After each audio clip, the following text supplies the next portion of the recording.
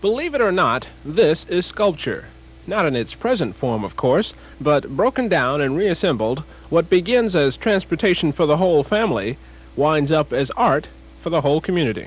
Well, as a youngster, I used to build my own cars, and I noticed the shapes remind me of animal parts and animal bones. And so it took a long time for me to develop, to get it to flow together. But as I said, working on the cars, you saw things that related to animals and people, such as the automobile has to have the same environment we do in order to exist as fuel, air, and water. And so this car we see today is alive. It does have its own metabolism. So what better thing to do with it than make dinosaurs? Jim Gary, a native of New Jersey, makes his living recycling, reshaping, and refining discarded metal and automobile parts. And he has built an international reputation in the art world, literally from scrap. Anyone looking at these things that knows anything about cars can pick out the pieces. Yeah. And one of my favorite things, or main things, I use a lot of leaf springs. They're the ones that make up the ribs. Those are the things in the cars that they bounce up and down on the back of the cars. And that's what the ribs are, all the dinosaurs are made out of. And the backbones are made from drive shafts. And I guess the feet are brake shoes. I always joke about Christ are making the best dinosaurs, but they do because their parts were heavier. They had bigger, stronger parts, and they just fit better. Gary's work is without question unique, but his junkyard collection of abstract dinosaurs and fantasy creatures brought him more laughs than cheers when he began sculpting full-time in the early 70s.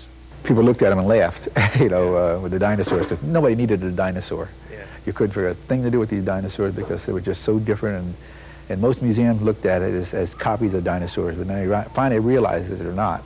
Yeah. And I finally got my break to get into the museum. It's Gary who enjoys the bigger laugh these days. His work is now sponsored by major corporations such as AT&T and Pepsi-Cola, and his creations have been displayed at museums across the country, and even in Japan, where he unveiled his first animated dinosaur. Were they impressed? Yeah, they were impressed enough to design a park for me over there. There's 14 of them designed, a park with 14 of my dinosaurs in it to go over there eventually. When he finds time, Gary likes to share his experiences and demonstrate his techniques to students interested in creative welding. On Wednesday, for instance, he spent the day discussing his craft with vocational students at the Hubert Humphrey Occupational Resource Center in Boston. And you cut off the back end, add your feathers on, attach your neck onto it, and legs and whatever, you get a bird out of that thing.